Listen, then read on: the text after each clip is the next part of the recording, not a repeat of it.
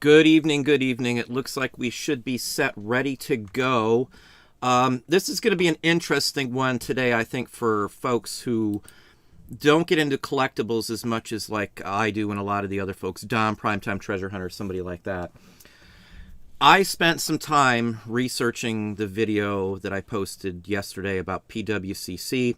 I researched every little aspect that I could find on that. And then it sent me off into a couple other searches on stock markets. And I actually called trying to see what type of acting like an investor. So I did a lot yesterday. And I wanted to see if some of the comments made in some of the articles I was reading were valid and true on what's going on with reselling. And I know this, people always say I'm talking skies falling or whatever. This is something serious that can help us first and then can hurt you if you're not paying attention. And I'll break it all down.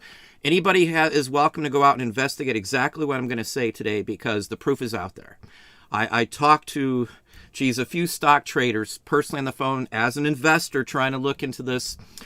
And if you don't follow stocks, this may not mean much to you. But if you're a reseller, this darn well should, because there's a lot of opportunity as well as a lot of risk going on right this second. If you're tracking sales, and now I'm going to give you the card example because I just delved into that, but the same thing goes for comics and anything that is graded, and not just stuff that are graded, but items that could potentially be graded. So it covers... I couldn't even begin to tell you how many categories and items that can be graded. Any kind of toy can be graded. All kinds of stuff can be graded. Now, with some calls I did to several stockbrokers, what I find is that, and you should all know this, most people out there should be aware of this, traditional investments are so risky right now because of the pandemic. They used to invest in restaurants, supply chains, and in so many different things. The money was all over the place with corporate America. All the stockbrokers, all of the investors that have millions of dollars to spend would invest that into, $10 million paintings or stocks in a major company and reinvest it and roll it over and, dumping all this money back and forth with all these day traders and all that kind of thing. Well, all of that's risky right now. And every single one that I checked into and personally talked to on stock and day traders and all the traders that you would look to invest in all offer collectibles, your comic books, your trade cards, all that stuff. And you know why? And I found this out personally. I didn't dig into it as deep as I probably should have months ago. I've been preaching this for a while though, but the collectibles market of graded items are outperforming Wall Street right now. That means that stock buys are making less money than trade cards, comic books, records, toys are right this minute. Now, that's factual. You can look, there's sites that are literally quoting that as a benefit of, diversified stock portfolios. And it's not just stock, it's investment portfolios is what they are. So if you're paying any attention to the markets, which I do, even if I'm not specifically hard heavy in a certain market, I follow it because if one market goes, a lot of other ones follow. I've been in reselling since before reselling was a thing. I mean, I've done the flea markets and I go back to garage sales from when I was 7. So I've been on a platform for, 26 years. I go back to Yahoo auction days. It's not a brag, it's just a fact. So I've seen when there was no other markets other than Yahoo Auctions, which was basically a script, platform, basically. It wasn't anything that all these photos, none of that stuff existed. You sent checks out, I got actually cash in the mail. So I've watched this. I pay a lot of attention. This is my entire business. So, this is how I make my revenue, my income, feed my kids, take care of their health, their well-being, put a roof over their head, help them with school or whatever they need. So I take it more seriously than a lot of people would who are just getting into this. Now, it's not some dire situation where you better watch out and you better get out of reselling or anything else like that. Right now, people are investing. So if we go back to a few years ago when the bubble burst in housing, what I see is an overinflated market, heavy overinflated. Now, eBay, I looked at financials from last year and I looked at many of the eBay reports talking about revenue for specific categories and where they're running. Last year, In 6 months time frame with the pandemic and all, in a 6 month time frame, they sold twice as many cards value wise, dollar for dollar, twice as many. So instead of 1 million in 6 months, they sold 2 million in 6 months. Well, looking back, that was more than they sold the entire year before. So the market has 4x'd. So instead of being a $2 million market, it's $4 million. That I'm just giving you some numbers. It's into the billions now, just FYI. It's like $2 billion. Right now, as of last year, eBay was like at a 4 billion mark in trade cards. And it's all fueled by every single mark I can see, every high-end collector that I see. It's not fueled by them. It's all fueled by speculators taking a shot that this isn't going to fall. Now, I keep trying to explain this. People just don't see that this is what's going on, but it surely is. No collector I know is going to spend $1,000, well, more than that, $3,000 on a Marvel Universe 1 Magneto trade card or a hologram from that set. No true collector is ever going to spend that. The only people, even at some high grade, are somebody who's investing in it. Joe Schmo, nobody who's collecting these cards in the past 10 years ago were ever going to spend that kind of money on stuff that was mass produced in the 89, 90 era through 91, 92 with the Marvel Universe. I'm just giving you as an example. It could go for any of these aspects. The reason why it's a valid form of investment, and this is very important too, they're graded. There's a company that stands behind it. So there's no speculation on what that grading is and what a potential value is, because it is graded, slabbed, and supposedly sealed so it can't be altered. So that allows it to be insured. Again, this is an insurable asset once it's graded by a company. There's a lot going on that people just think, let's send it in and I'll get more money out of it. Well, there's a reason why all that is in play right now. So again, the traditional markets have stumbled. The traditional markets are all over the place. There's no guarantee anymore like there was. So we are outperforming them in reselling right this minute as a reseller. Not just me, but everybody else out there and the items that are going.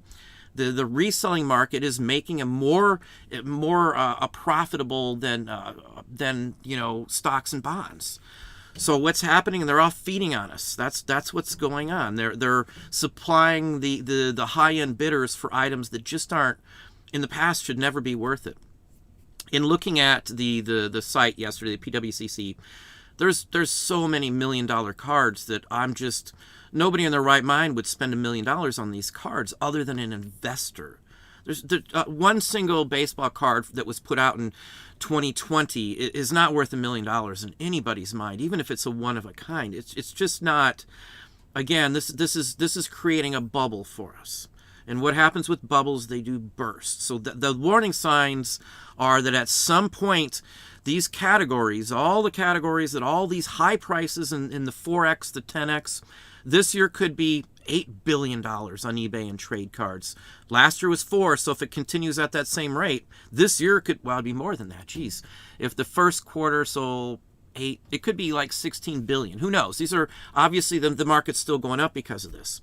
What happens when the traditional markets come back in and no high-end buyer is going to want to buy it? You'll have all of these people that bought all these collectibles for millions of dollars, or a $3,000 card from a series of cards that they made 60,000 of, isn't going to carry that value because there are going to be no more investors wanting to sink that into it. So it's going to crash well, I'm not saying it's going to, but I have high probability in the 90+% that that's what's going to happen at some point, maybe a year or two down. Anybody who's out there who is a card person, a comic person, think back to the 1990s when the Comic Ball series by Impel crashed, and they dumped not just Impel products, but everything hit the market in mass quantity because they realized the market was dogged. It was down. 30 years ago this happened. I was there. I remember it very, very hard. We were invested in the cards. We were still flipping them. As soon as we realized what was going on, we got it as quick as we could because they pushed them out like they were limited, and Impel did the inserted holograms just like Marvel with the Marvel Universe and all that sort of stuff. That all happened in the same time frame. That's why, anybody who's really on this is knowing that this is one of those once in a lifetime chances to get money for stuff that there shouldn't be that kind of money ever in. It's just not, it just doesn't make sense. It's not a valuable asset comparatively, considering how much of the product is out there. There's so much supply, but again, now we've got all these investors coming in and wanting it, again, as a safety net for investment. They're not going to invest in a grocery store. Lots of stuff are going on. You can't get supplies in. There could be rushes. They could be robbed. Crime rates are up in certain areas for all this stuff. It goes into a big thing here that the investments of traditional investors in stocks are risky. And anybody should be able to see that. I shouldn't be, you should all understand that that's the case. Again, look up any of the stuff you want. You're going to find out. And if you don't come to the same conclusion, you should read it again, because anybody that I've showed a few of the things that I've personally seen has come to the same basic conclusion. It's being all buffed up by big stock investors and investment brokers and investment analysis. In the article I showed, they were literally talking to an investment analyst guy about this going on and talking about the markets and all that. And I looked into it. I looked into the insurance aspect. I looked into all of those sorts of things.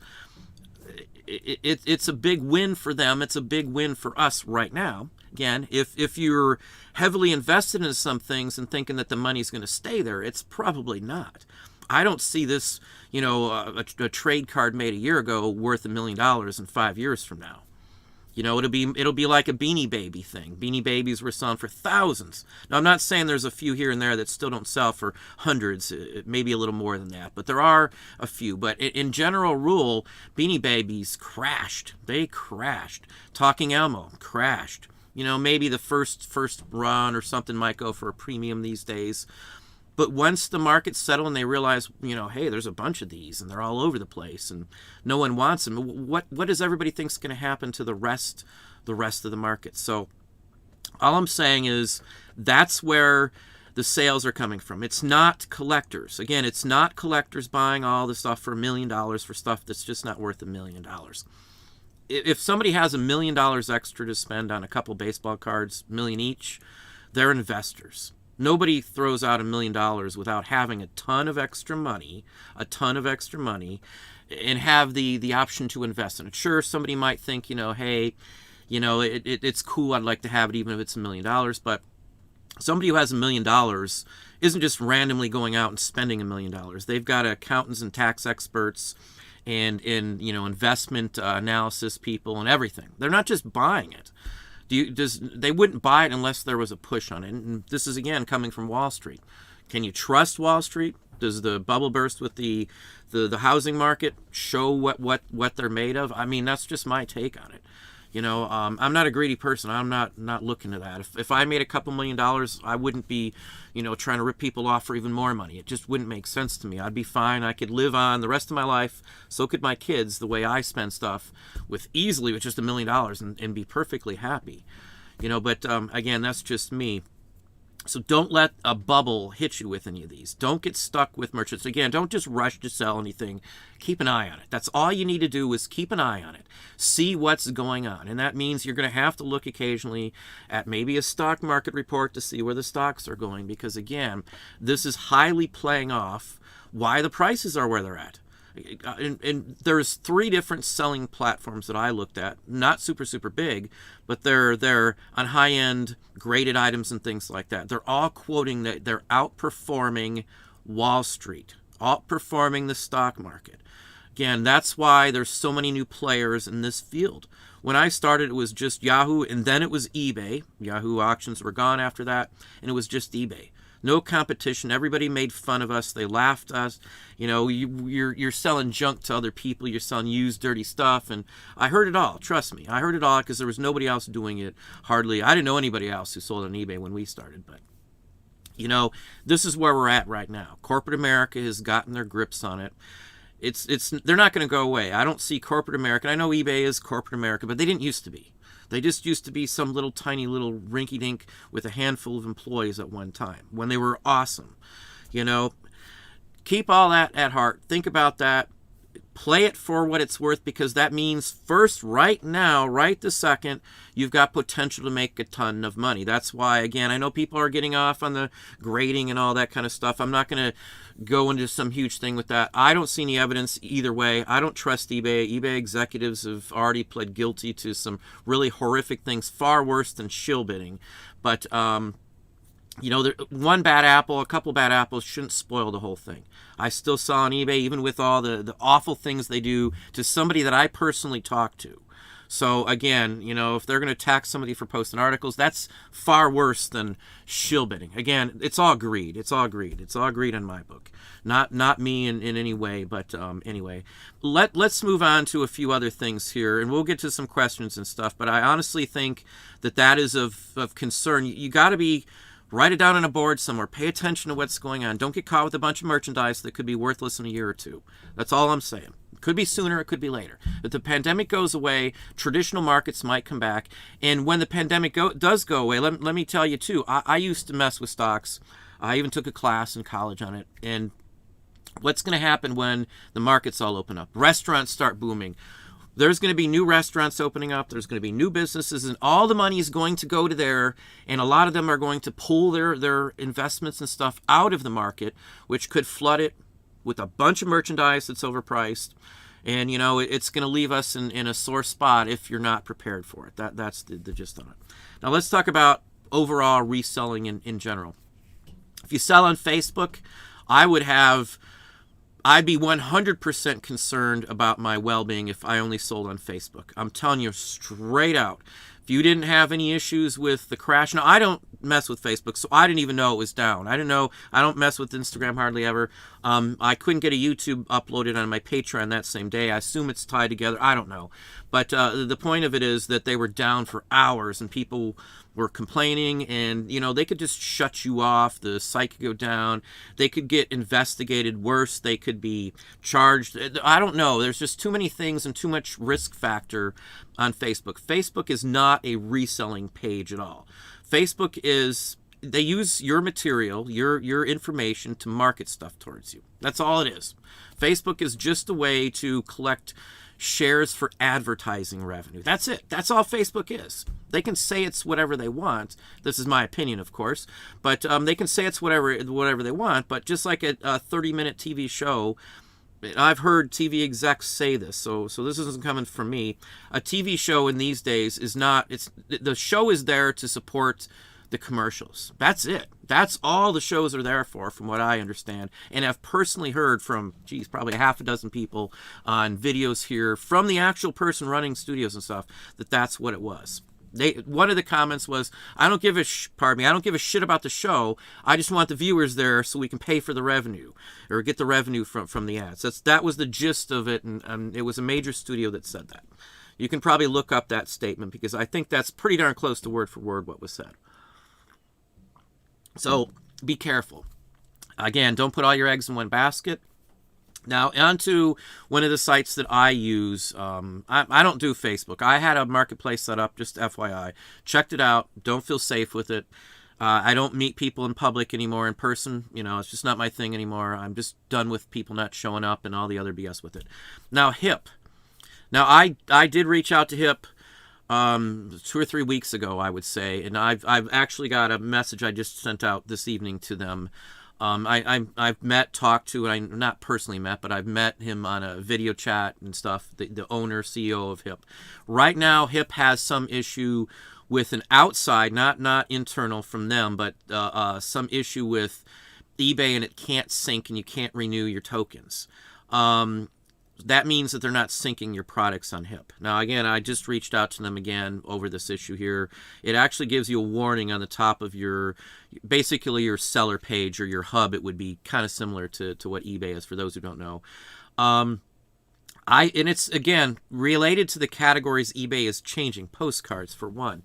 So I see it as an issue. They keep changing the code, and you can't sync when the categories don't match. And I'm sure that has something to do with it. So I have faith that they will get it fixed personally. I haven't had them not fix something, let's just put it that way.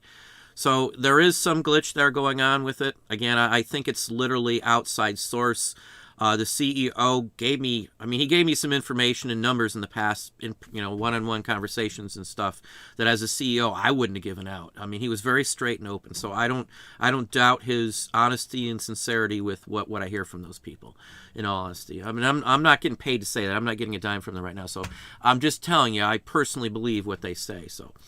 That's a little bothersome to me. But again, I assumed that was going to happen. I said 3 or 4 weeks ago, I reached out to them, giving them the heads up that chances are there's going to be some issues. Exactly what I said 3 or 4 weeks ago. I don't want to say I told you so, but, to some extent I did tell them it was going to be a possibility. I've known eBay too long. I've worked with eBay as a seller, I should say, for far too long. So anyway, now other issues. Etsy. Now, I know people are complaining about, promoting and all that kind of stuff and the forced pays and stuff like that. From the folks that I've talked to and what I've personally experienced on Etsy, I don't have a big issue. I don't like to promote stuff, truthfully. I don't do it on eBay at all. I just don't do it. I don't care what comes. Even if I make a little less money, I'm a principled person. I'm not going to pay to promote my items. That's what I was supposed to be doing when I paid for the listings to begin with. I shouldn't have to pay a second time. To me, having to pay to have it shown is a secondary payment. You should only have to pay once. If I pay for something, I expect to get visibility. I know obviously the user agreement doesn't agree with that. User agreement says they don't even have to show your items. User agreement says even if you pay for the promotion, they technically don't have to show your items either. So again, and I've shown you some screenshots of how the promoted are doing with the promoted listing right below the normal listing. So anyway, but Etsy is doing still fairly well. Etsy's numbers still look good. They're still trending up. Poshmark still trending up. I've had a lot of good comments on Poshmark lately.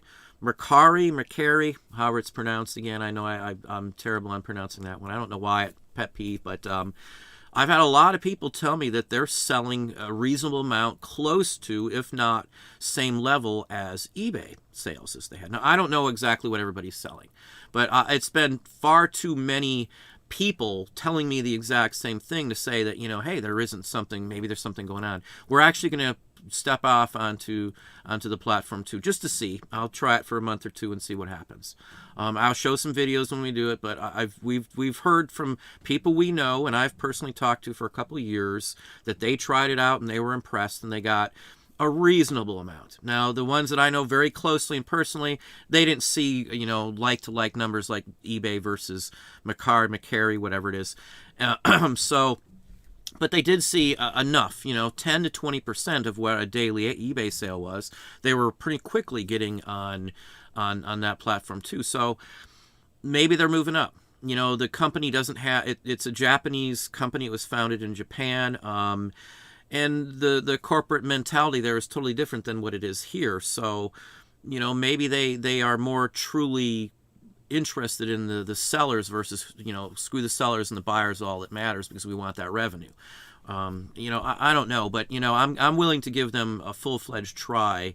We've got our Shopify just about ready, so maybe I'll just see about getting the app. And I did see an app on there in the App Store for those on Shopify for it the other day. Now it may not be through them directly; it may be some coder that threw it up there or something else like that. I thought about throwing one together, but anyway, that's another option. So there's more and more options out there. Card sites, there's like 5 card sites. Comic books, there's, at least 3 or 4 good comic book sites out there. Train collectibles, there's sites. Buttons, there's 3 or 4 sites. Coke collectibles, soda collectibles, there's sites. Bottles, just for bottles, there's sites. The amount of opportunity, I keep hearing everybody say, well, eBay is the best option. Right this minute they are. Only because, they're still a big player, but again, I don't wish anything to go wrong with eBay. I would rather it just be on one site and me not have to screw around with cross-posting, cross-listing, and having linkage here and worrying about syncs and all this other stuff. If everything syncs fine, it's no big deal. But again, it would be so much easier if you could put all your eggs in one basket. It's just not possible now, though. You know, and when I go and look at these sites, a lot of the card sites and stuff, and people recommended this site, and there's some that I've never heard of, and I've looked into those, and I checked out the numbers, and it's just a handful of dealers that have cross-listed, it looks like, you know, 100,000 of their listings from eBay to another platform, and that's what the majority of it is. We've tracked down, and I'm not going to call out any sellers, so I'm not going to post this in a video, but there's a couple people, and maybe one of them's in the chat right now, that saw this with me. We tracked down listings from one site to the other, and we found a bunch of people have their listings on 4 and 5 sites, the exact same listings. Again, there's nothing wrong with that. I would far rather recommend that than sticking onto one site and only putting all your eggs in one basket. That's no disrespect to the site you're selling on, but that's just the way the market is now. You go with the market. The sites you sell on follow what the market does, so you should do the exact same thing. Again, it's not being disloyal to a specific platform. You got to be loyal to your own business and your own well-being. Whatever your business is best off doing, that's what you need to do. You don't have to worry about, you know, a site that you pay for. You're paying to be on that site. It's not like they're giving you some big bonus and says, here, come on our site for free and we'll do everything for you. It's not like that. So, you know, keep that all into consideration when you're thinking about all this stuff. We looked at them, and there was a ton that were on. I could find the exact same card on multiple sites all at the same time. Again, as long as everything syncs up, it works perfectly. If you're cross-listing and you got to manually sync stuff and you got 20 or 30,000 listings up, I don't know how you can do it. You just can't. At least if you're selling stuff. If you've got quantity volume up and you're selling a bunch of stuff and you're not syncing, that means you have to go and you have it on, say, 5 sites. If I sell an item on one single site, I got to go to the other 4 sites and take it down that day, or I risk double selling the same item twice or even 3 times, especially if it's something you just listed. So if you can't sync with the platform and you want to do the game of playing a bunch of sites, don't list on another site that's not going to sync for you unless you only have a handful of items. We did the manually pull down between eBay and Amazon for a year or two, and it was murder. I constantly was worried about missing it. Sometimes we did double sell because I wasn't home and I forgot to take a listing down or 2 listings, or I sold, somebody bought 6 records and I had to go to eBay Discogs and pull 6 records like right away. Otherwise I risked, you know, double selling them. So, you know, we got to play the game just like everybody else. When the market changes, we got to change with it, you know, and McCary, whatever you want to call it, it's worth a chance at this point from the constant amount of feedback. I had 3 people today, different people that don't seem to be related, here on YouTube actually make comments about that exact thing that they were selling. You know, they were quite surprised at it. Maybe there's a different market totally that's not being touched by the other markets that could conceivably play well with it. Again, I sell vintage and stuff mostly on the store I share with you, so it may not affect that specific store very much because of the clientele on there, but I do sell stuff from eBay, vintage collectibles, to folks in Japan quite regularly. Victorian items even, quite a bit of them. A lot of anthropomorphic items sell to Japan, some postcards, but it's mostly that. Chinese collectibles I sell to China and Hong Kong constantly. I just sold a real nice photo for $50 just like 10 minutes before the show started. Yeah, I know I've probably missed some feedback. Let me hop up here. I still got some other stuff I wanted to cover over on this too. Donald's Discoveries. Hey, how are you doing? Yeah, my vision's not the greatest. I'm kind of just reading over. But thank you for the words there, Donald. Hey, Charles. How's Charles doing? Midnight. Wow. Don't blame me. Night, Charles. Oh, for Patreon, folks, new video is up. I answered everything probably about an hour before the show, so I did leave some questions I have with some of the items that you have posted. Several people have posted on the community tab. I have some questions or need a little more information to give you an accurate price on that. I also posted another What's Sold as well. All the emails answered. There was quite a bit of email in there today. As I said with the hip, that was some questions I personally got from a couple patrons. I'll have an answer, I'm sure, within a day or so. Emily is who I usually talk to, and Mark is apparently aware of the whole issue, and as is I've talked to the head IT guy there. He seems like he knows what he's doing. So I have to believe that it's outside of their purvey. Again, if eBay changes something, no one else who's getting information from eBay can do anything. It's all up to them fixing whatever they've got done. As of right now, I'm still worried about what eBay is going to do. The 12th is fast approaching here. We got 5 more days. I think the 12th is the date they said that the categories are dead, if I'm not mistaken. Again, I've reached out to a couple other places and platforms as well to bring that to people's attention. I know with cross-listing last time, when they had links and auto syncs and tokens hooked up, several other folks, when the clothing was hit, had issues where the clothing wasn't syncing up. That shouldn't be the case this time, because hopefully eBay has the clothing issues already worked out where it's not going to affect anybody. I don't think they're touching clothing, but I know with records it didn't do that, but we already know that the sync with hip is the issue here. I'll have to reach out too, because I haven't heard if it's hip comic is having an issue. I know it's on hip postcard, but anyway, let's hop down to some more. Raymond, how are you doing from Chicago? I spent a little time in Chicago, Windy City. Hey Duncan, how's Duncan? In Australia in the house. So we got UK, Australia, Chicago. Great sales, Queen Vic. I love stamps, I have to say, but I buy a lot of good stuff as a reseller, and people, tend to call me occasionally and say, "Hey, I got this lot for sale." I give buyers commissions if people turn stuff onto me, so people do it a lot. But I end up keeping it. We had to get a second safety deposit box at a bank just because I keep getting these nice lots. And anyway, stamps are hot right now. Stamps have been an investment for 100 years, so I don't consider stamps like I do with the other markets. Sure, you can slab stamps and stuff, but most people who are true collectors know their stamps in the first place. There's not much room to argue in most issues with grading on a stamp either. So, at least in my mind, and again, I've been in stamps for like 40 plus years, so stamps are one of the ones next to buttons that I probably know the best, in all honesty. I've been a big stamp guy for a long time, but I know I don't talk about it. I don't find anybody who really wants me to yap for 2 hours on stamps, but anyway. Pedro, how are you doing? From Houston as well. Well, good evening. Decor Moore, welcome.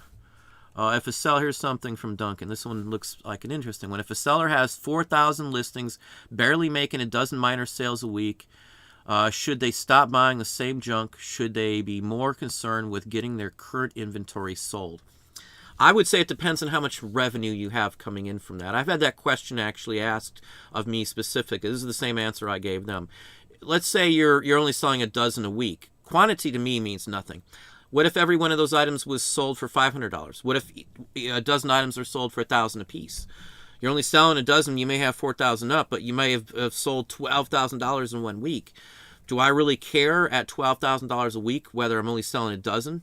I don't really care how many I sell. If I could sell one a week, only have to ship one item and make 20 grand a week, or 5,000 a week, or 10,000, whatever it comes out to be, it's fine. Yeah, I'd like to sell more, of course, but I'm not gonna complain.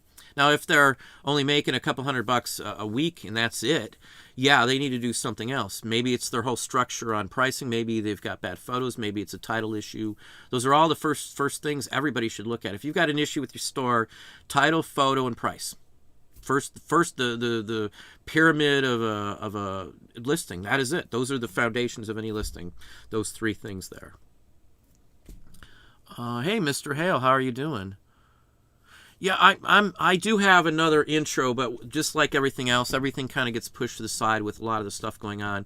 I have something to replace the time clock in the beginning of that. And I want to show it to the patrons first, and I've kind of had it on the back burner with a few other things going on.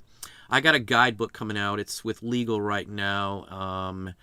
It's going to be for reselling specifically. It's going to cover quite a few different areas and some things that would be able to give you some information on multiple categories. So anyway, it's coming out. I should definitely have it out, hopefully within a month at the very, very latest. Again, I want to have everything legally, and we got copyright and the whole works, and the whole ISBN and all that stuff too. But there will be a hardbound version of it. I've got another book coming out too, but I do a lot of stuff. I'm like, I don't watch TV. I don't do any of that stuff. I just invest my time into working and stuff. And then the rest of my time is my family's.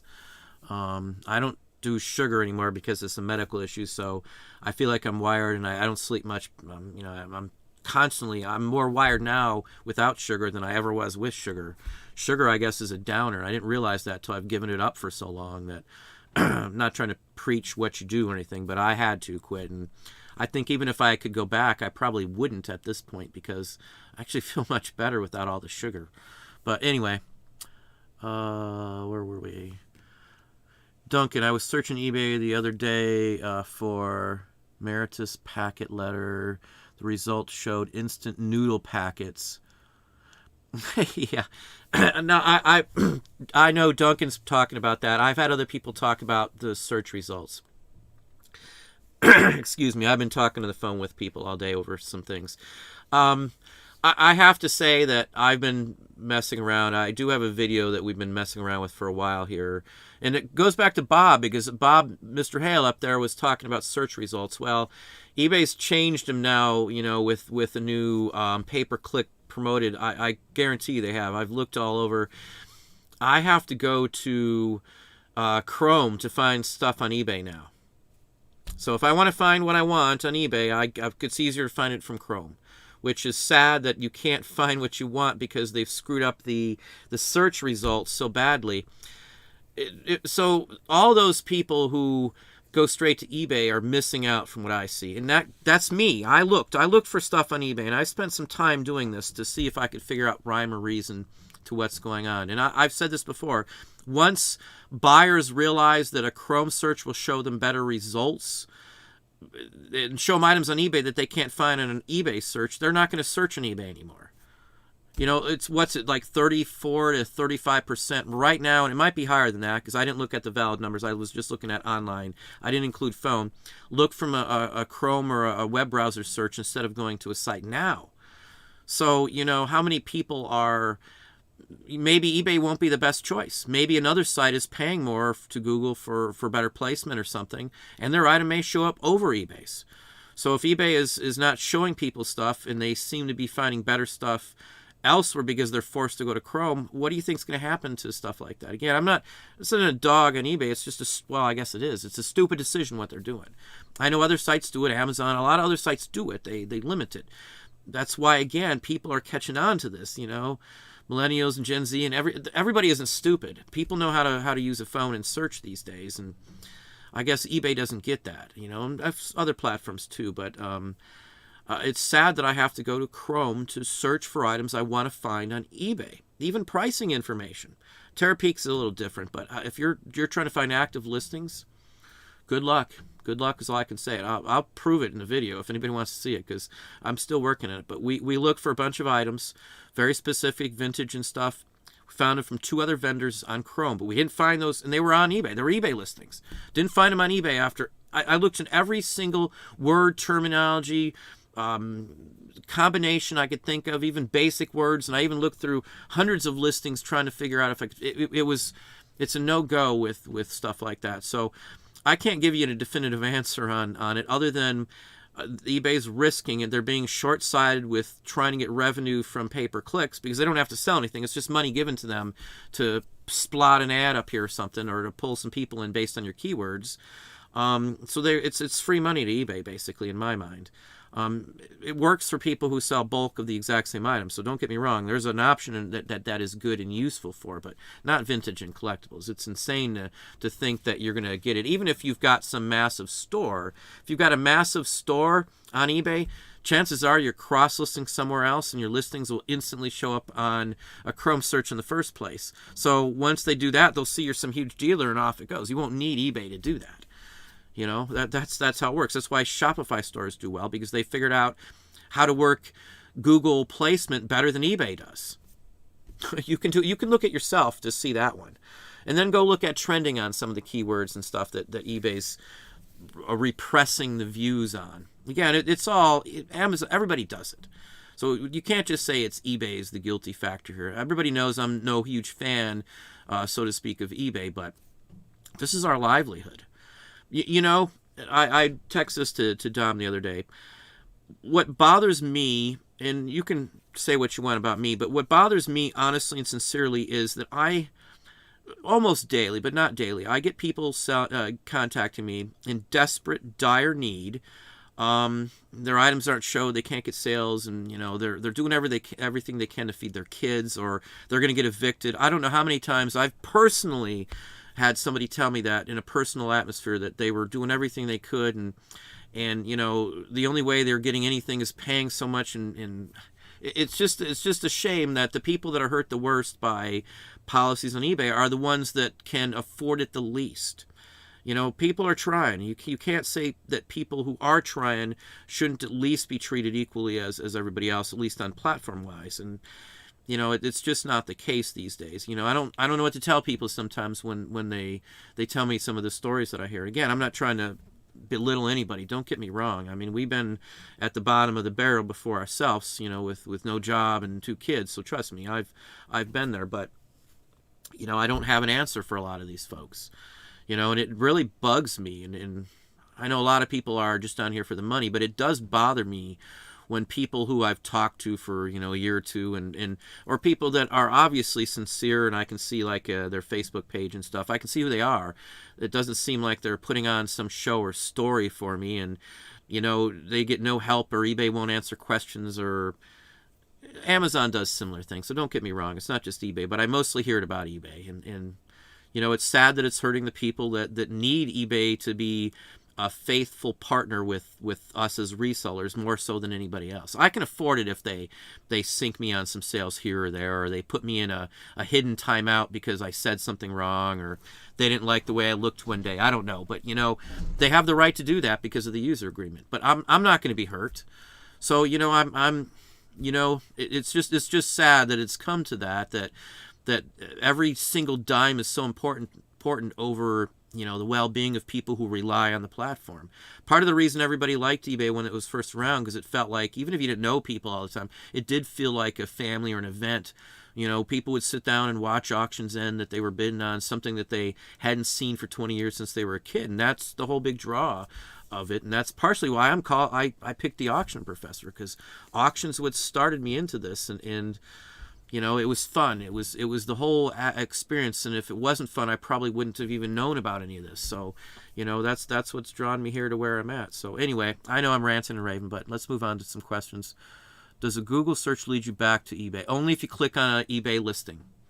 Only if you click on an eBay listing. That's why I say if eBay forces a large number of buyers to keep going to Chrome to find what they're looking at because they can't find it on eBay, and then realizes those items actually can be found on Chrome on eBay that way. So you go to Chrome and you click on the listing that you say, hey, well, that's what I was looking for. It's just going to take you back to eBay. And then they're going to think eBay is an idiot and not showing me what I wanted to see. And if you want to look at statistics, it's like 30 some, as I said, 34, 35%. It's been as high as 40 some odd percent in recent surveys of people that look from Chrome instead of going to a platform. So that means possibly 40% of every person that might want to buy something that you have may not even go to eBay to see that item because they found it through a Chrome search easier, quicker, and faster than going to eBay and having eBay block it so they're not showing it to that person. Duncan was looking for it's a specific kind of envelope, stamped. It's a packet. It was mailed on a ship. He's looking for something specific. Chances are there could only have been a handful of those on all of eBay. So for him not to find it on there, but yet find it through a web browser, that's bad. That's really bad. Why is that the case? eBay. This is my opinion on the biggest issue with eBay. eBay doesn't know what they want to be anymore. If eBay wanted to be a flea market, which is what they used to be, they wouldn't penalize listings because they've been up for a while. Every antique mall, every flea market, all these places, antique malls, flea markets, the collectibles industry, a card shop, a coin shop, they just keep that stuff in the store because any day of the week somebody could come in and want that specific item. So if you have a big, huge inventory, you're going to sell more. That's how collectibles work. People at an antique mall don't pull something out of the mall because it sat there for 5 months. It stays there. They know it's a right type of person needs to come in. eBay doesn't get that. So they penalize listings because they sat long. Because if it was a NOS wholesale item, if it wasn't just sitting there, chances are that person, bought wrong or it's not going to go anywhere. So they're going to probably liquidate it. So eBay treats the collectibles fields, all of them, like it's a wholesale new atmosphere. Judge it as you wish, but that's how I see it. And, I've done this for a very long time. It didn't used to be that way. eBay used to, everybody, it was a collectibles place. It was a flea market. That's how it was. That's how it was all established to be. And they went for the money side. Again, I'm not going to criticize them for trying to go for the bigger money, but they left behind what they were when they did that, I guess. So anyway, hopefully that answers the question there. Yeah, we got plenty of time today. Charles Lowe, good evening, good evening. Marty, Jiminy Flip It, another fellow YouTuber. Watch some of his videos too. If you get a chance, I would hop over to I'm going to say Marty, Jiminy Flip It. May A, aloha. How are you doing? Well, hopefully you will enjoy them. Thank you very kindly. Hey, Michelle, how are you doing? Michelle, good to see you in the house. Hopefully you're doing well. Dana L, welcome. Artie Mike, how are you doing, Mike? Hopefully you're doing well. Again, there are several different videos, or a new video up and then a post with some what's sold. Let me veer off for just a second here. If you don't have your Christmas stuff up right this second, you darn well better do it, man. We've been selling, in fact, tomorrow on Patreon, I'll post the 2 things we just sold just 2 hours ago. High dollar vintage Christmas cards. Christmas stuff is going for big top dollar right this second. I don't know if everybody's rushing out to get a bunch of high dollar stuff, but you'll see $1.25 that I turned into 200 and some odd bucks in 2 single sales. It's awesome cards too. Christmas, man, it is picking up. It's picking up pretty darn good. Our numbers are solid fourth quarter numbers as they have been. So again, it depends on what you're selling. ETC hosts, how are you doing? Good evening. Good to see you back in. Cat Funk, hello from Oregon. Hello. The Old Man's Picks, welcome, welcome. Hey, Amazon Seller 99, what's up? Crazy times. Yeah, Amazon's got a lot going on, but I don't have any issues with Amazon, and I can't. The only issue I had with Amazon recently is a Annette Funicello record that they said potential copyright, so they ended the listing without even looking into it, which really bugged me, but there's no sense in challenging that one. Normally with stuff like that, I would have just taken out her last name and left it run on Amazon, and usually it works, but they actually shut that one down, so I'm assuming that somebody from the family, probably as similar to a Richard Pryor thing. That's the only problem with selling vintage on Amazon, is that the copyright things tend to pop up fairly frequently, but as long as you handle them, there's nothing on my account from it. It was just it wasn't an official takedown. Usually they just deactivate it, but that one they actually took down. The only time I've had them do that was over the Richard Pryor thing, and that was from a second attempt, because I challenged. It was a long story, but anyway, don't list anything with Richard Pryor's name on it, unless it's like a toy, which I don't know if there are any, honestly, but anyway, or a DVD or something you can list, a record you can list, but any promotional items or anything that's not a printed or a media item, I'd be hesitant to list anymore, just because of the issues I've had with his estate already. I've talked about him before. That's the one estate that really bugged me, was Richard Pryor, and I was a big fan of Richard Pryor, so it's bothersome. I wasn't ripping off, and the stuff I was selling, they had no right to. It was a CBS television studios licensee item, which his family, his estate was paid for that licensee long before while he was still alive. So it was an invalid claim, but of course you can't fight those. TC Collectibles, good evening, good evening. There's the disgruntled octopus, morning all as well. Another Australian. I'm sure you might not know Duncan, I don't know. Pharmacist, how are you doing? Stony Creek Pickers, welcome, welcome. Hang on, let me slide down just a second here. My homie, well, thanks, ETC hosts.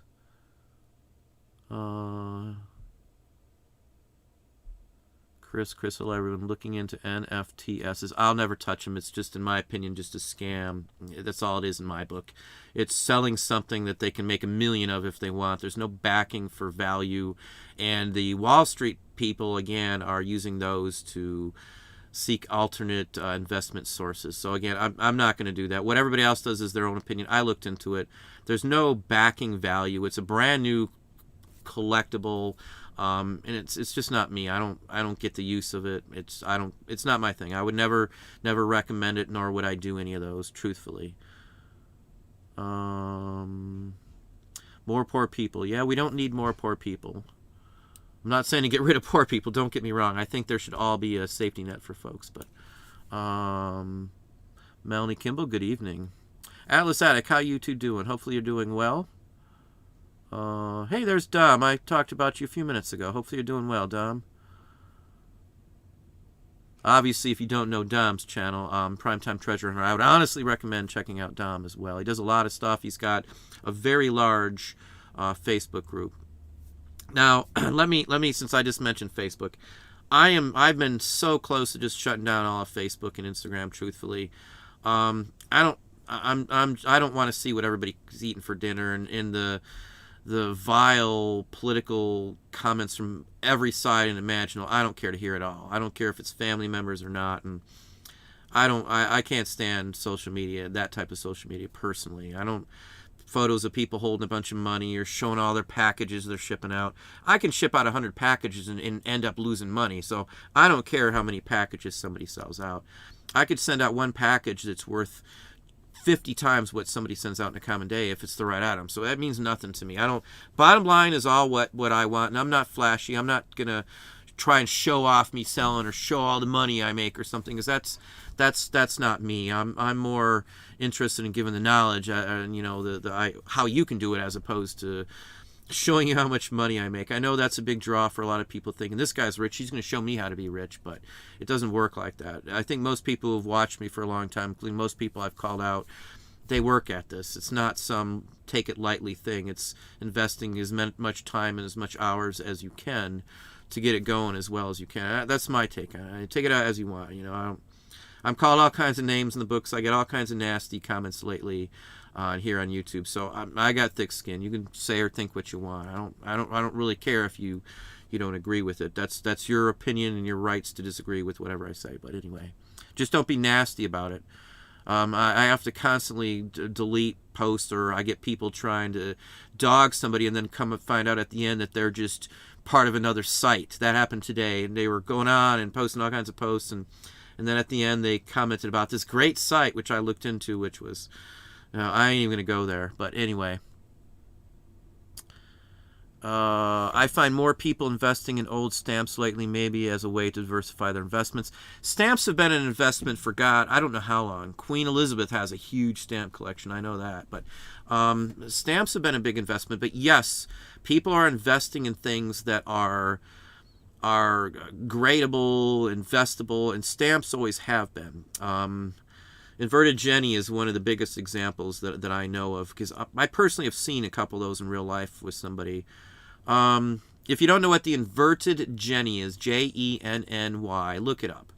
It's a very, very expensive stamp. There's like 100 in existence.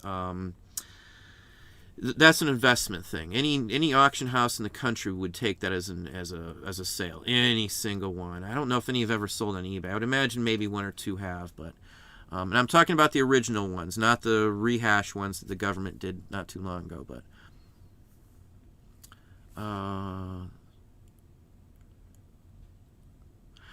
the old man picks. This plays into the video. Yeah, part of the reason we're talking about this today is because I looked into all this, and then it took me down a rabbit hole. And in the minute I started to see the fact that the collectibles market is outpacing the stock market, that's a good sign and a bad sign. It's bad for the stock market. It's good for us right now, but it may not be good for reselling in the very close future, a year or two from now, when they decide that the traditional markets are more stable. The cards, collectibles, comics, all that stuff crashed in the early 90s, 90, 91, 92 era. That's when they crashed. Just like, back to Marvel Universe for a minute here. Marvel Universe 1 came out in a fairly limited quantity, I think like 50,000 or something they said. 2 came out 2 or 3 times that. 3, they just flooded the market with Marvel Universe 3. What was that, 95, maybe 94? Somewhere in that range. The minute they flood the market with that stuff, it devalues it. And not only does it devalue that particular item, it devalues all the items around it. So if everybody bids up, all the stockbrokers and investment brokers bid up, and all the prices go to some crazy price, $1 million cards all over the place, when they're not interested in it anymore, it's going to be a free fall. It's going to be a bubble burst, and just like the homes industry. Again, look at the numbers.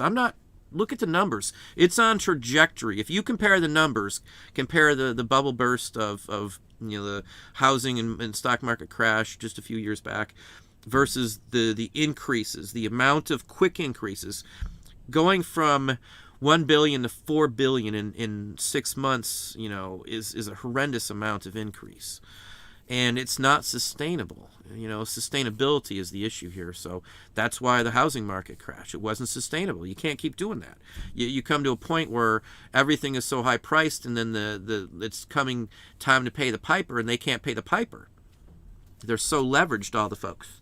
They were letting anybody have a loan back then. And I know this isn't loan per se, but it's the same basic principle.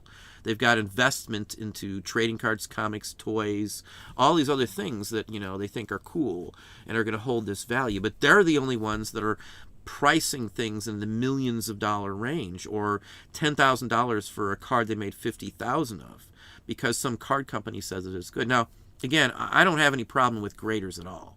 I don't think that in overall. Now, are there crooked graders and people that worked with crooked graders? Yeah, I'm sure there are. There's crooked anything I could find. The large amount of gold bullion on eBay from the last report I read was that most of it was fake. The majority of it was scam. And I know personally somebody who was investing off of eBay in gold and stuff and silver. A lot of it was junk. I could show you probably a box of it that he brought over, and we examined them with the Loope. We weighed them out.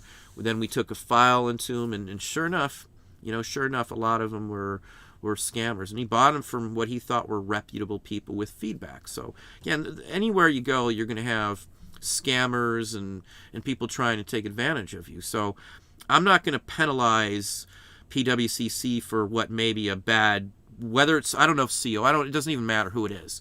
Doesn't mean the whole company is bad. It doesn't mean everybody that works somewhere is bad. If that was the case, nobody would ever sell on eBay again after what they did to Ina and her family at e-commerce bites.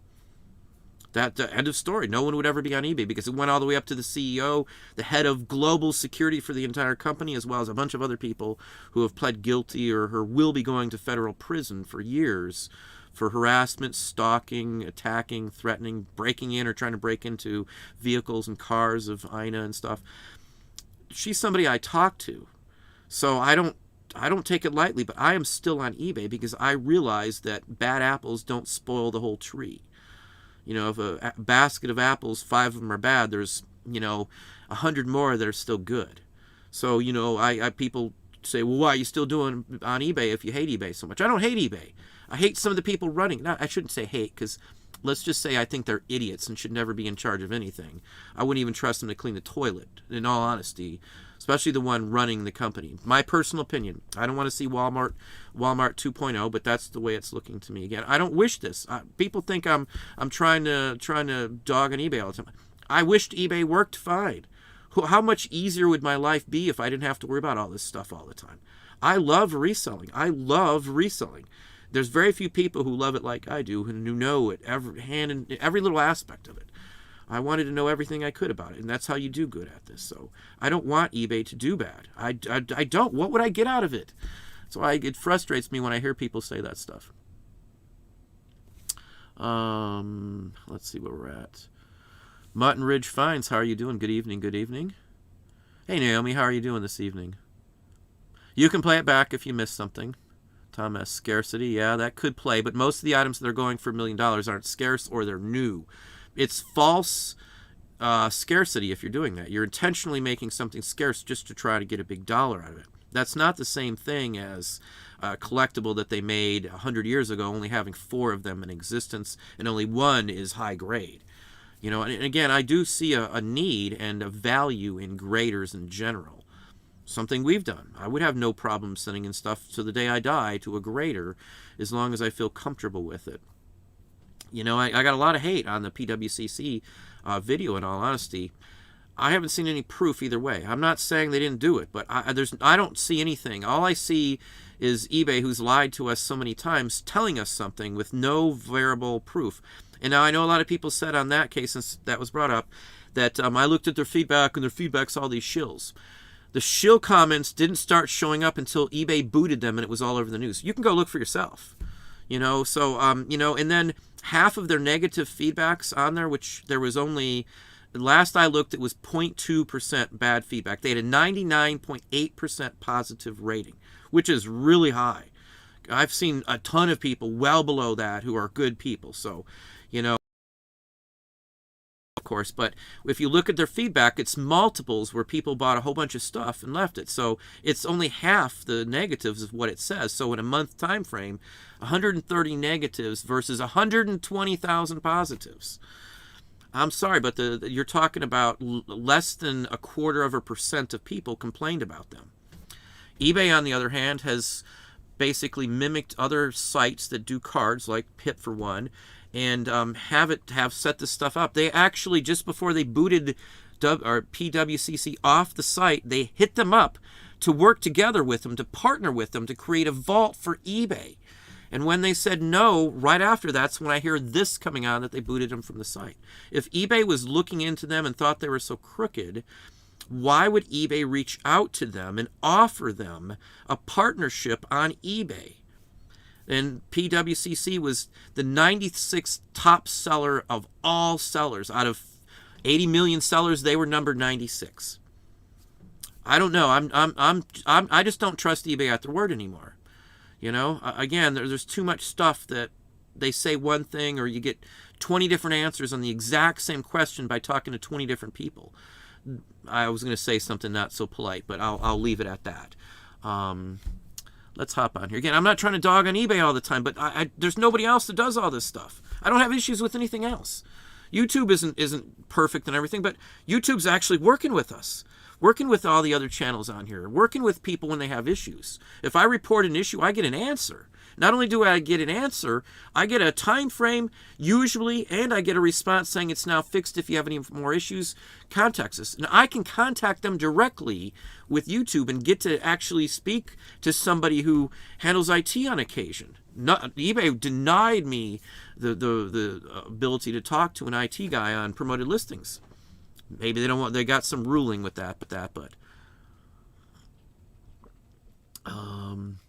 TC Collectibles, we've messed with graded comics for 5 or 10 years. I know Dom, Primetime Treasure Hunter, does it too, so I have no problem with grading them.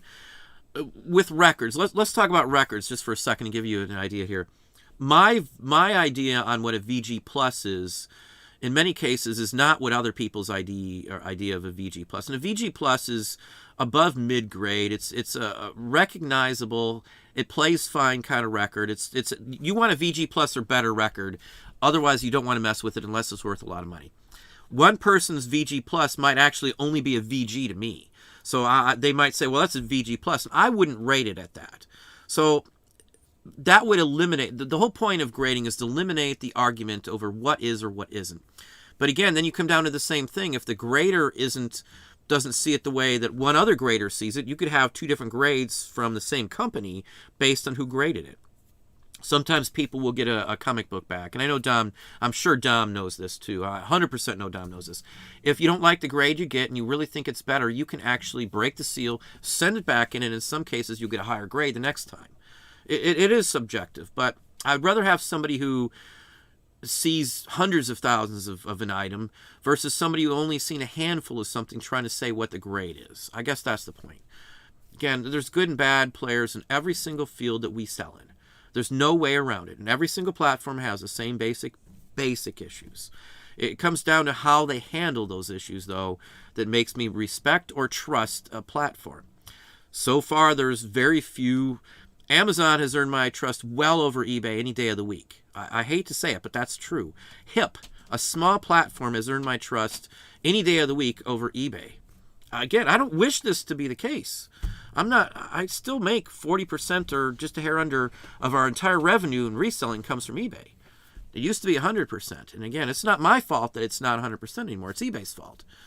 They allowed things to happen, and they've liquidated assets. They liquidated categories and players and people involved in this. So anyway, Kelly W., good evening. Jeff Loftus, hey, how you doing? Sabrina Dean, welcome, welcome. Oh, I hear you. Collectibles are where it is at, and now everyone seems to be moving into it. That's 100% what is going on. Again, I'll give you the warning again. You got to be careful. There is going to be a bubble burst when this hits the wall and Wall Street realizes they're not going to be able to get all that money back in 5 years. Collectibles have a cycle. 90 was the last time they really crashed bad, in around the 90s. And there was a time before that, in the mid to late 70s, I would say, too. I grew up with an uncle and a cousin who were antique dealers for their whole life. And, I've played with stuff since I was like 7 or 8, antiques and stuff. But anyway. Let's see here. Tom Markham. That Tom Brady rookie card went for big bucks. I know the name, but I'm not a sports person at all. I know he's a football player, I guess. Isn't that what he is? Again, I don't see the value. I don't see a card made last year worth $1 million. Unless they're only making it for the value.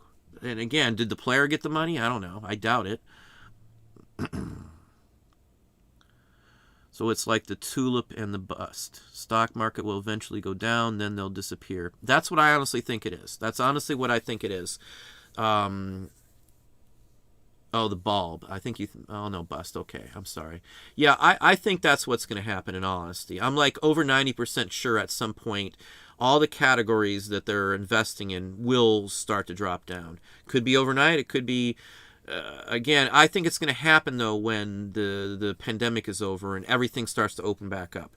There's going to be a boom on people going out where everybody doesn't have to worry about anything else. So those who don't want to go out or who don't want to have a shot or do have a shot, that won't matter at all anymore. So everybody will just be out buying for the first time and enjoying themselves for the first time in a few years. So I think there's going to be such a boom in retail and establishment, people wanting to be out, enjoy themselves, sitting out and lounging at a restaurant. I'd like to be doing that too. So, from a personal standpoint, that's what I see. I honestly see that the stock market will switch back when the markets are up, because they're going to play whatever's high at the time.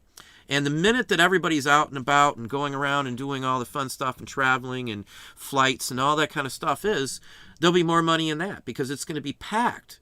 So the money will be there. It's not going to be so much in here. When they go to sell this stuff, though, that's when it's going to happen because there aren't going to be collectors buying $1 million card. Again, anybody who has $1 million, they don't need it. They're not hurting for anything. If you can afford to spend $1 million or $10 million on a card, you're an investor. You've got so much money, it doesn't mean anything to you. So, when there's nobody else like that who wants to buy it at that price, it's going to tank the categories. That's what I say. I hope I'm wrong. I really do. But the history of how this happens and all the other times this sort of thing happens, it plays out this way every time because the investors are only worried about the money. They're not worried about the markets they play in. I'm worried about the market I play in because it's my life. It's my livelihood. To them, it's making they're vulture capitalists basically. They realize there's some money to be made here, so they're dropping into our categories. It's great for us now because they're buying the non-graded items from people who don't have them graded or can't get it in because they're blocked or held up on taking new applicants and stuff. And that's what they're doing. They're buying it just so they can send them in. So that's why the markets are up all over the place. It's not going to last. There's just no way on earth I could see this stuff lasting. There's not going to be enough investors to keep this running for that long once the money strolls to another industry, another market, another type of investment potential. NFTSs or whatever they were called, it's somebody pushing them right now. The only reason this is even news is because of the people that were pushing them out. It's a marketing thing. It's PR. That's most of what it is. That's why Marvel jumped in and all these other companies jumped in. If you like it, it's great. If you enjoy it, it doesn't matter what it is. But don't buy certain things just because you think it's an investment. You got to like it to, in my opinion, buy it as something you like. And if it's worth something as an investment, that's second.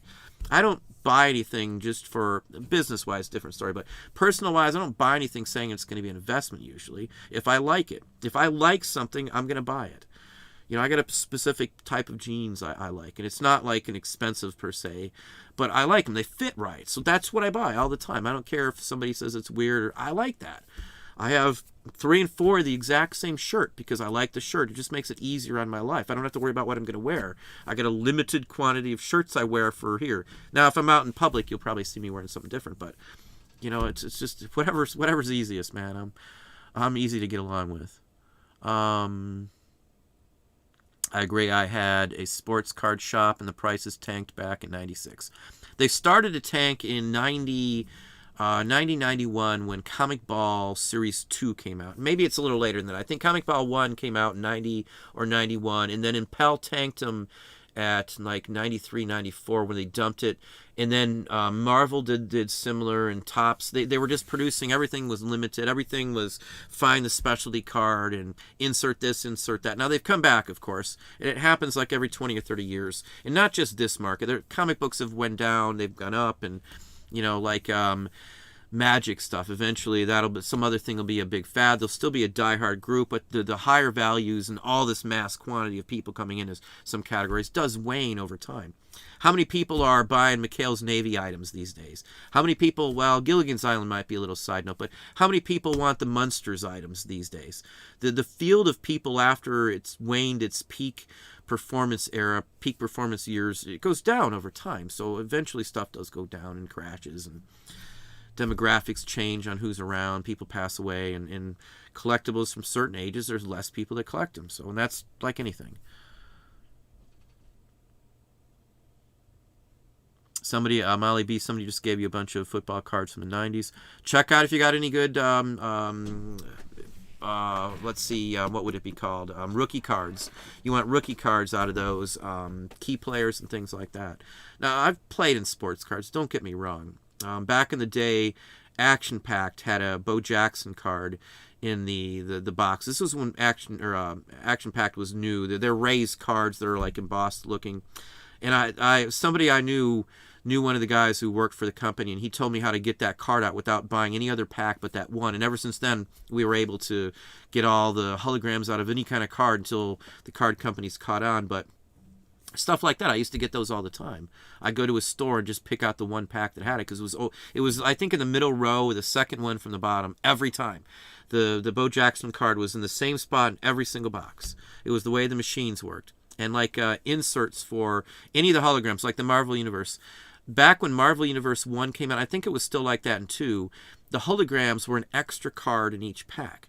So if you ever find Marvel Universe 1 cards and you want the holograms, hold 2 packs together until you fill one that's thicker than the other one. Same thing for the Star Trek 25th and PAL 25th anniversary. If you want the Star Trek holograms or the Disney ones from the Disney set out there, and you see loose packs that are random now, if it's a dealer, they probably already know this and pulled them out, and you'll never ever find one of those in there. That would be my guess. But all I had to do was I'd go to store after store, and we'd pick out the holograms out of the Star Trek. I'd pick out the Bo Jackson. I'd pick out the Disney ones. I could sell the holograms of the Star Trek, and if we went to Toys R Us, every Toys R Us in town in a day, I could make $400 or $500 by taking those, and I'd sell them for $25 to a shop in Orlando called NCS 1701. I don't know, maybe they're still there, but they paid me $25 to $30 for them each, and they sold them for $50 to $60 each, and they'd buy every one I brought to them. So we used to make a lot of money just doing that. But anyway, days have come and gone with those kind of things. Where are we at now? I'm going to go for about another 10 minutes or so here. Hang on, let me get back to where we were. Mike Whitcomb, still sitting on all my store stock, waiting to see if they go up. Very much could. Naomi's son collected all the sports cards. Yeah, every company in the 90s did the same thing. Beckett is another example of that. In the 90s, I mean, they flooded the market. They realized that all these people are buying. Cards were hot, just like they are now. And that's what happened back then with cards in general. Anybody who's baseball, football, basketball, any of those cards, they all had a crash. Every card industry out there had a crash in the 90s. I remember it very, very well, because that's why we have I don't know, 20 cases worth of trading cards. They're mostly sets and stuff, but I mean, I've got a lot of trading cards. A lot, because we got them so cheap after the crash. And I figured I'll just hang on to them for a while. I got box after box of 5,000 count trading card boxes, so. I've got some cards as well set on them, so I wonder if I should put them out there at a decent price. Cards right now are super, super hot. I don't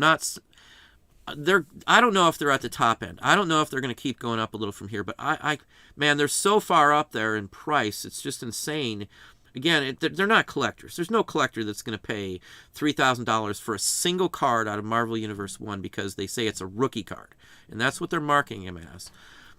I just can't see them going up much more than this. Like I sold that George magazine. I think it was just under $1,200 I got. I could have held on to it. If I waited a couple more weeks, I would have got half that. A 2-week time frame, me selling it sooner than later saved me $600. It made me $600 because that magazine crashed after election and all. So, and that's my assumption. I get out of things when I know it's still safe. Even if I could have possibly made a few extra bucks off of it, it's better to be safe and make a lot of money than to not be safe and possibly only make a little money or even lose on something. That's why I say this whole thing with what's going on, anybody look it up if you want. If you don't believe that that's what's going on, look it up yourself. Call a couple stockbrokers and ask if they handle investments in collectibles and in graded collectibles specifically. Pretty much everyone you probably talk to will. And they never used to do that. So, take it as you want, but, they're outperforming Wall Street right now. Wherever the money's at, that's what they're going. It doesn't matter what the industry is. If selling bananas was where all the money was at, and they were outperforming Wall Street every day of the week, and there was millions to be made, every person on Wall Street would be trying to sell bananas tomorrow. It's a fact. You look it up yourself. Again, I've paid too much attention to this over the years. If you're enjoying the conversation, I know I constantly forget to say that. Please hit that thumbs up. I'm 369 people in house on my end. I got 160 likes. So again, these are opinions of mine. You can take them as you wish, but I spent pretty much my lifetime in the lifetime of reselling doing this stuff. So I've seen it all. You can see other people know that the markets do crash. It's just something that happens. It's a cycle. Just be careful. Where are we at? Naomi, yeah, I've got some cards as they say. Okay, I got that. I'm sorry. How can I get them valued? Well, you don't get them valued. I just price anything like a card off of one of the I don't know, there's 6 different card sites. I just get a price off of eBay for most cards. As long as you can safely grade it yourself to say, hey, it looks like a 9.0 or whatever the case may be. There are Beckett's and there's a few other places. What's the other one? They've got like examples of what this grade is and what that grade is. The only problem is some of the sites that do show you examples aren't showing you the same comic book. What they need to do is show you the exact same card in like all grades. So you can see, well, the same card. It's easier to see the difference if it's the exact same item. If you're trying to show the 10 grades, just the 10 standard main top end grade, you don't need to show 10 different items. It's hard to compare. You need to show the exact same item in a 1 all the way up through 10. They have the exact same card, the exact same comic book, or whatever you're grading. RV Butterfly, how are you guys doing? Hopefully you're doing well. Mike Whitcomb sitting on an excess of 500,000 cards. I don't have that many, but I've probably got a good 150, maybe 175,000 trade cards, maybe. I've got mine from when I was a kid, from 77 on up. So I've got all the Star Wars blue, red, yellow, orange, and green. Well, orange is last, but yeah.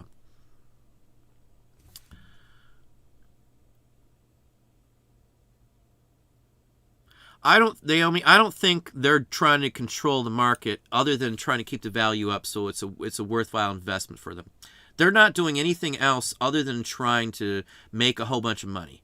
I don't see them trying to screw over the markets at all specifically. But when they pull out, the market could crash. That's the point of it. I don't think there's anything nefarious about them turning the collectibles grading industry into a moneymaker for them. Because, again, it means I sell my stuff for more. So there's no downside while the going is good. But when they pull out, and there's no investors that are going to want to spend $1 million on cards every day of the week, it's not going to bode well for the categories that they were doing this in. It's you can go back all the way to the stock market crash way at the turn of the last century, and it's the same basic thing was going on. So, and they it's just how Wall Street works. Good, bad, or indifferent, we're stuck with it. Winter Crow just made it. Greetings from New Jersey. Well, welcome. Good to have you in. Wonder Woman, how are you doing? Michael Jordan and Chicago Bulls from the 90s. Some of those are really hot right now. I do have Michael Jordan cards and stuff. We used to do... Citco had a set of 24 cards back in the 90s. Now I've got I don't know how many of those. And then on top of that, they had... Orlando had a insert 10 card set. We ended up getting tons of those from a deal.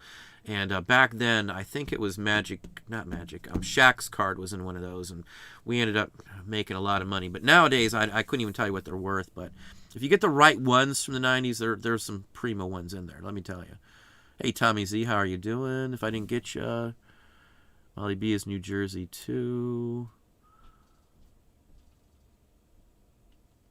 Yeah, Mike Wickham. Most Michael Jordan cards are only worth 5 or 10. It's just like any other category. It has to be the exact right card. Everything in most categories is not worth much. So 95% of all the categories are just common stuff and not worth a ton of money. It's that 5% is what you really only want to deal with. Obviously, that's not possible for 99% of the population. We deal in, with the vintage I deal in, I probably have... I want to give you an honest number. Probably close to 30% are more high-end items, not, 10,000 or 1,000 each, but hundreds each. And then the other 70% are just lower value stuff. That's just the way you play the market. I get them in bulk, so I pay the same price to purchase the items, whether they're worth 1,000 or they're worth $1. It's the same principle. I pay the same price. I buy them in bulk, nickel a piece for, 10,000 or something, or 5,000 or 100 or 200, whatever the case may be. Buy cheap, sell high. That's the whole point of what we're doing here. Hey, Cat Lam, if I didn't get you. Hey, Rob. Makativ. I'm not going to try and pronounce it, Rob. I know I should know it by now, but I'm terrible today anyway. The only reason I use Facebook is for marketplace free selling. Yeah, I get you, Mark. Tom Markham. I'm sorry. I get you, Tom. I know you got a picture of you like in a helicopter. I think is that the same one? I know a lot of people do that, and I know a lot of people go for the free. I despise the whole social networking thing because I think all people show is the best stuff in life, and they never show anything bad, and that's not life at all, and it's a unreal, extremely filtered version of their life. They're not going to show you that I don't know. It's just not me anymore. I used to like it a lot, but these days I've soured with Facebook beyond belief. I don't trust the guy running it. He started Facebook by hacking into another group of students at the university and basically just stealing their info from what I saw, And what's Matt Gates? Didn't he? Not Matt Gates. I'm sorry. Bill Gates. That's his name. He bought Microsoft or MS-DOS from somebody in Microsoft or Windows. Basically, he didn't create it. He just bought it from somebody else and tweaked it a little bit. So anyway, where are we at? But I get you on the freebie. But to me, I'd rather just spend the money. Hey, Mimi's Treasures Cottage. How are you doing? Oh, people always ask. I've got 3 of these. I bought 3 Ultraman. When I was a kid, Ultraman had just came over. It was in Japan, 10 years ago, or 10 years before they started broadcasting it over here. And the first time I saw it was on Channel 9 out of Windsor in Canada. And it was broadcast on BBC, one of the BBC channels or something, BBC 2 or something back then. We can still get Canada from here, but and I was like 6 or 7, and Ultraman was the coolest thing I ever saw. The first episode I saw was there was a big dome over a city, and I don't remember what the alien was or the big giant monster, but Ultraman came to the rescue, and I was like 6 or 7. And ever since then, I've loved models and miniatures.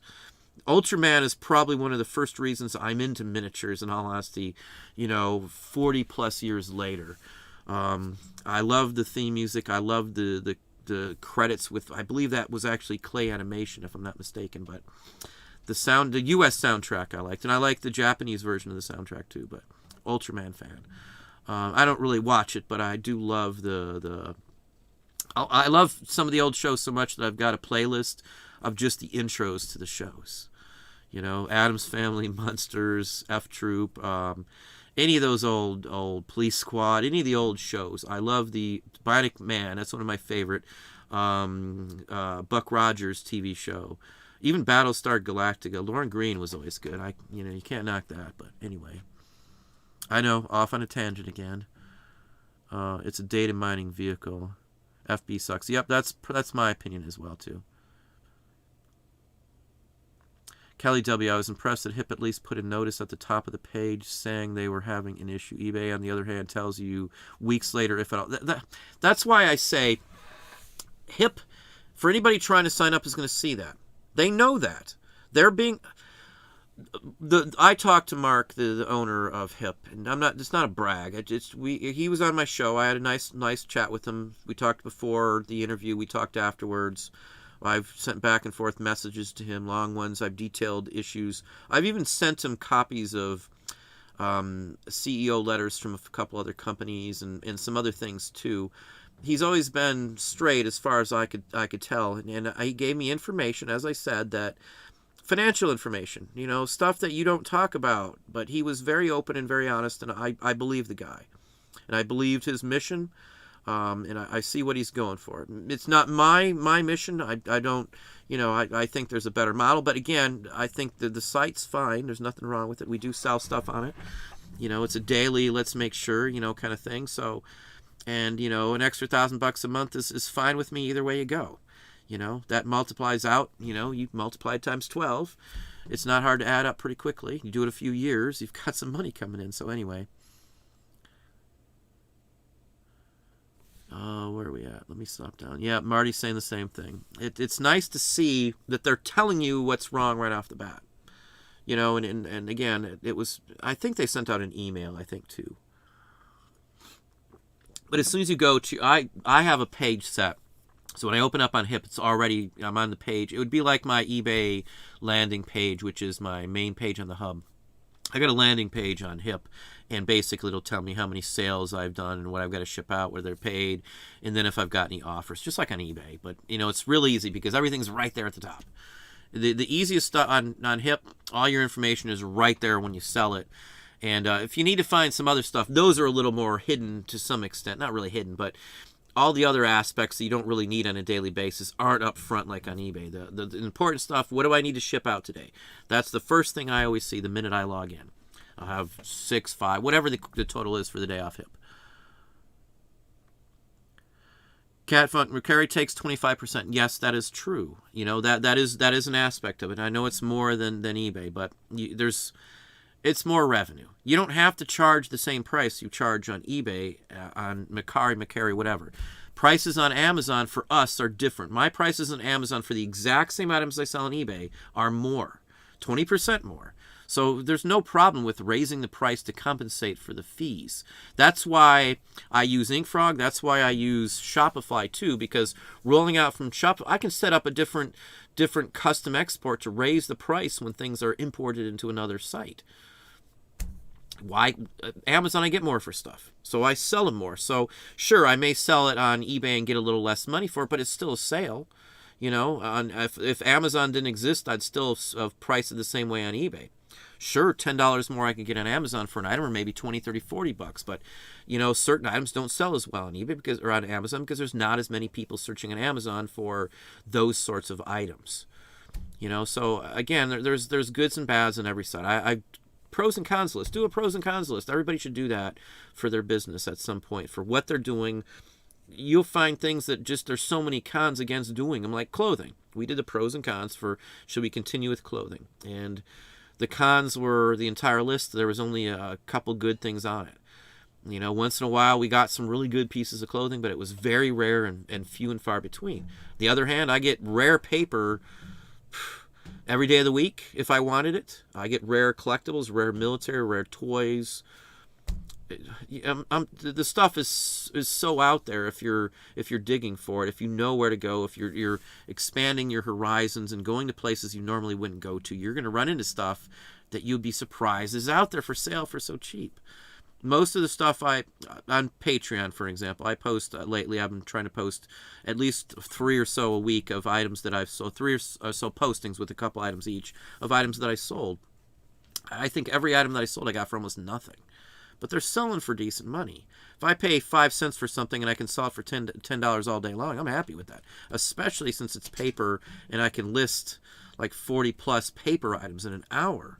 If it can go through a duplex scanner in like a minute can scan like, maybe 60 cards, both sides. It's 120 photos if you were taking it with a camera in a minute. And those aren't fake numbers. Set your DPI on any of the duplex scanners. We've got an Epson DS510.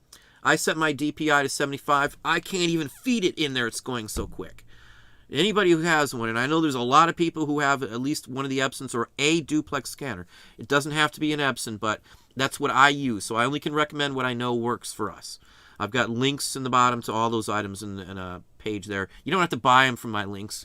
You can just see what I use and then go wherever you want and buy the items. Again, I don't make any, it's pocket change what I make off those links because I don't promote that I have them most of the time. I just put them in there and off they go. I'm not a marketer.